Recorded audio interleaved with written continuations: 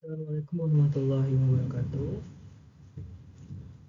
Yang terhormat kepada Ibu Haryati MSI dan juga teman-temanku yang saya banggakan.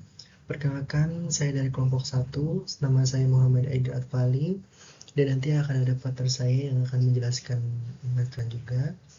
Topik kali ini yaitu akan membahas terkait permintaan dan penawaran. Dan jadi, selamat menikmati penjelasan dari kami. Terima kasih. Oke, next untuk slide pertama. Nah, di sini ada pengertian dari permintaan dan penawaran.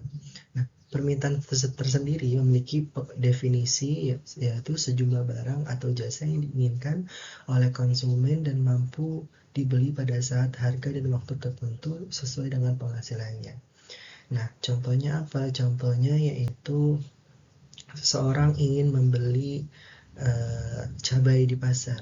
Nah, dengan harga yang memang murah, 2 kilo, semisal 2 kilo, 20.000 per 2 kilogram. Nah, tetapi jika harganya naik, konsumen akan membelinya dengan harga dengan misal 1 kilo saja. Nah, oke, untuk penawaran adalah jumlah barang atau jasa yang ingin dijual oleh produsen pada berbagai tingkat harga dalam suatu pasar tertentu. Nah, jika harga pada saat harga suatu barang atau jasa itu naik, eh, produsen akan menjualnya lebih banyak. Tetapi jika barang atau jasa itu harganya turun, produsen akan lebih sedikit untuk menjual. Next. Oke, sini ada permintaan menurut daya beli. Nah, berdasarkan daya belinya, permintaan bagi menjadi tiga nih. Ada yang pertama ada permintaan efektif, permintaan potensial, dan permintaan absolut. Nah, permintaan efektif. Nah, permintaan efektif itu adalah permintaan masyarakat terhadap suatu barang atau jasa yang disertai dengan daya beli atau kemampuan membayar. Nah, artinya apa? Eh, Permintaan efektif ini seseorang ingin membeli sesuatu barang tetapi dia juga mampu untuk membayarnya.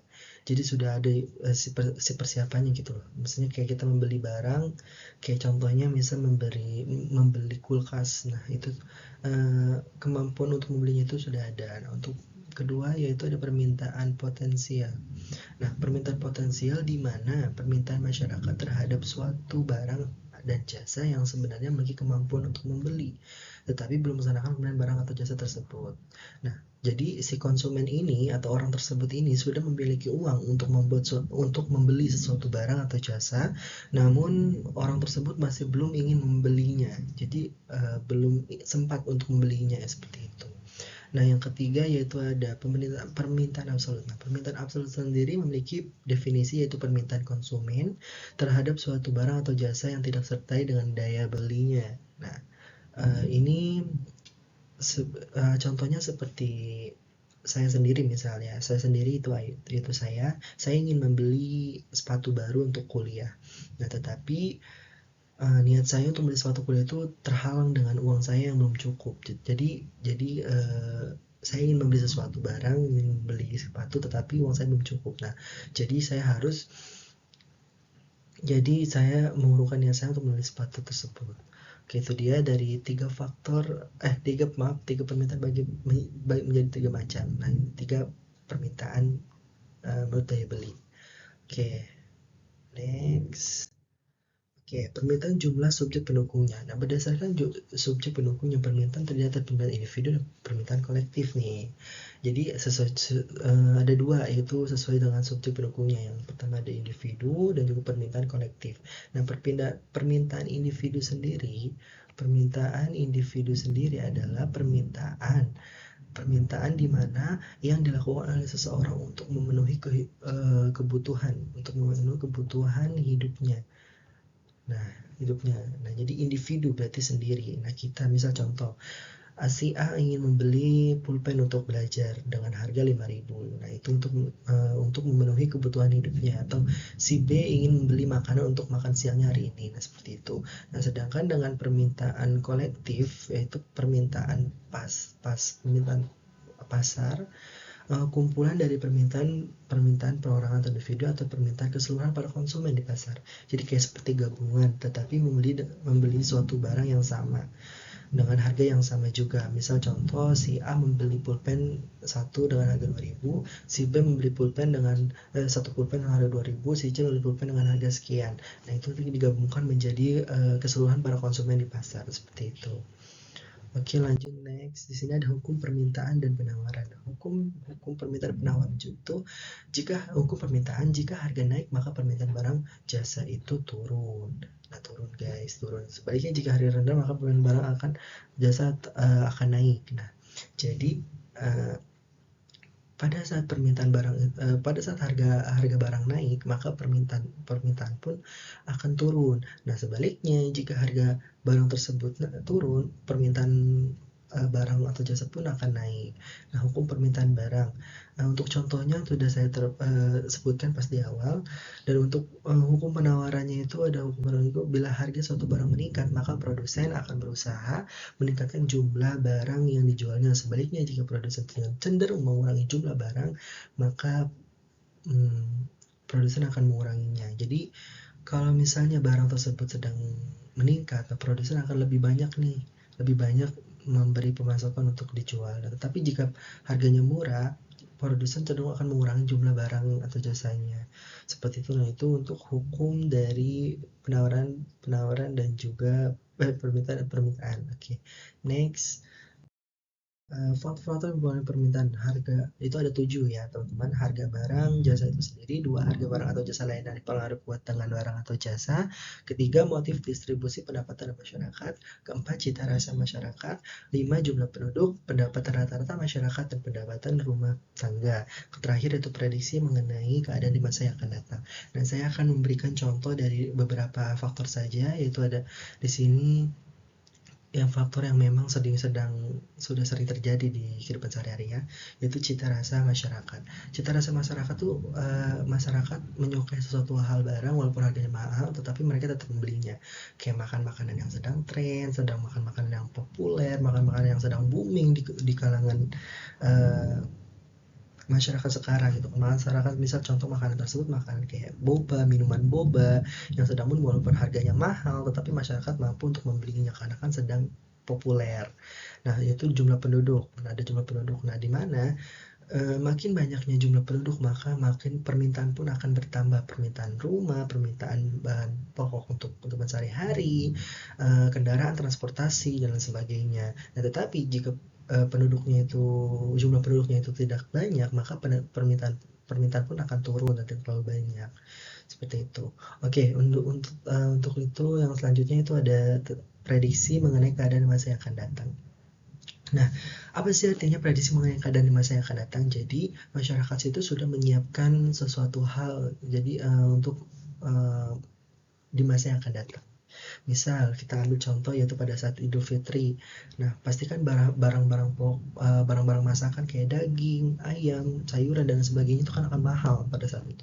Jadi masyarakat membelinya pada saat sebelum hari H atau sebelum hari raya Idul Fitri. Karena apa? Pada saat sebelum hari raya Idul Fitri atau hari H itu harganya masih sangat murah.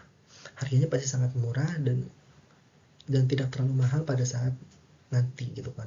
Jadi masyarakat sudah memprediksi terlebih dahulu dan mereka membeli terlebih dahulu di minggu sebelum acara atau Idul Fitri dan sebagainya agar lebih mendapatkan bahan pokok dengan harga yang lebih murah, jadi mereka sudah menyiapkan gitu, sudah memprediksi. Nah, seperti itu. Nah, itu jadi contoh beberapa faktor yang mempengaruhi permintaan. Oke, selanjutnya next. Faktor-faktor yang mempengaruhi penawaran itu ada 6. Yang pertama ada harga barang itu sendiri, biaya produksi, tujuan perusahaan, tingkat teknologi yang digunakan, pajak, dan juga iklim. Nah, biaya produksinya itu seperti apa, bagaimana, dan tingkat teknologi yang digunakan itu seperti apa saja, tujuan perusahaannya tujuannya kayak gimana, dan sebagainya. Nah, itu dia. Di sini kita mau ngejelasin itu kurva permintaan. Teman-teman bisa dilihat dari tabel, terlihat bahwa saat harga kopinya tinggi, jumlah kopi yang diminati oleh konsumen itu rendah. Sebaliknya, jika harga kopinya turun, jumlah kopi yang diminati itu meningkat. Nah, kita bisa lihat di sebelah kanan, ini ada kurva permintaannya. Nah, kurva permintaan ini nih menunjukkan hubungan terbalik antara harga dan jumlah barang yang diminati. Jadi, semakin rendah harganya, semakin besar permintaannya. Nah, selain itu juga ada yang namanya kurva pergeseran. Nah, pergeseran ini bisa terjadi karena ada faktor lain di luar harga yang berubah, seperti kayak pendapatan, selera masyarakat, atau jumlah penduduk. Artinya, meskipun harganya sama, jumlah barang yang diminati sama, bisa aja itu bertambah ataupun berkurang. Kalau sebelumnya itu ngebahas tentang kurva permintaan, sekarang ini mau ngebahas tentang kurva penawaran. Teman-teman bisa dilihat di tabelnya. Di tabel ini tuh menunjukkan bahwa ketika harga jagung naik, maka penawaran terhadap jagung ini juga bakal naik. Artinya semakin tinggi harganya, semakin tinggi juga produsen mau menawarkan atau mau menjual barangnya. Kita bisa geser ke sebelah kanan, itu ada di kurva penawarannya. Nah, di kurva penawaran ini menunjukkan hubungan searah antara harga dan jumlah barang yang ditawarkan. Nah, selanjutnya itu adalah kurva pergeseran penawaran. Pergeseran ini bisa terjadi karena ada beberapa faktornya. Yang pertama itu ada misalnya biaya produksi. Yang kedua ada teknologi, yang ketiga ada pajak. Jadi, uh, walaupun harganya sama, barang yang ditawarkan itu bisa jadi lebih banyak atau juga jadi lebih dikit. Nah, selanjutnya itu ada excess supply and excess demand. Pasar dikatakan seimbang itu ketika permintaan sama dengan penawaran pada harga yang seimbang. Jadi, jika misalnya harganya terlalu tinggi dan penawarannya itu lebih dari permintaan, itu bisa terjadinya excess supply atau kelebihan penawaran. Nah, sedangkan jika harganya lebih rendah dan permintaannya lebih tinggi daripada penawarannya, itu bakal terjadinya excess demand atau bisa dibilang kelebihan permintaan. Sekarang itu ada contoh penerapan teori permintaan dan penawaran dalam kehidupan sehari-hari. Nah, dalam kehidupan sehari-hari ini, teori permintaan dan penawaran itu bisa kita lihat dengan jelas. Misalnya, pada permintaan pada jam-jam sibuk, hari hujan, atau juga liburan. Itu kayak seperti transportasi umum. Itu kan transportasi umum di jam-jam segitu mungkin bakal lebih padat ya. Nah, itu sisi dari permintaannya. Kalau dari sisi penawarannya apa? Penawaran itu kayak perusahaan atau driver itu yang terbatas. Terus juga atau mereka juga bisa menaikkan tarif mereka itu.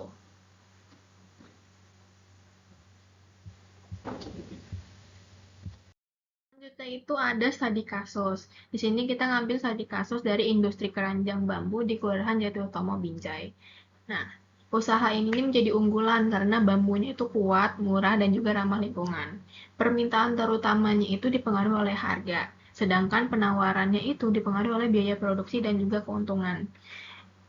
Agar industri keranjang bambu ini berkembang, perlu yang namanya itu peningkatan kualitas produk, terus juga perluasan pasar, terus efisiensi produk, dan juga dari dukungan pemerintah.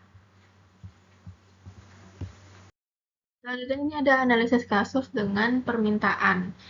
Analisis permintaan keranjang bambu yang dipengaruhi oleh adanya 3 faktor, yaitu ada harga keranjang bambu itu sendiri, terus yang kedua ada keranjang lain, terus juga pendapatan pembeli. Nah, dari rata-rata pembelian itu ada sekitar 14 sampai 24 keranjang bambu sebulannya. Terus harga keranjang bambunya juga bervariasi, yaitu ada 17.000 sampai 20.000 per keranjang. Nah, selanjutnya ada keranjang lain itu biasanya harganya 18 sampai 25.000 per keranjang. Jadi lebih keranjang lain itu lebih mahal gitu. Nah, pendapatan pembeli itu biasanya sekitar 2 juta sampai 6 juta per bulannya. Nah, Secara keseluruhan, ternyata ketiga faktor ini itu tuh sangat mempengaruhi beberapa keranjang bambu yang dibeli. Sekitar 92,7% perubahan penjumlahan pembelian bisa dijelaskan oleh ketiga faktor ini. Nah, sisanya itu 7,3%-nya mungkin dari hal-hal yang tidak diteliti. Nah, kalau tadi permintaan, ini penawarannya. Penawarannya juga ada 3 faktor, yaitu harga beli bambu, terus ada biaya produksi, sama keuntungan dari pengrajinnya.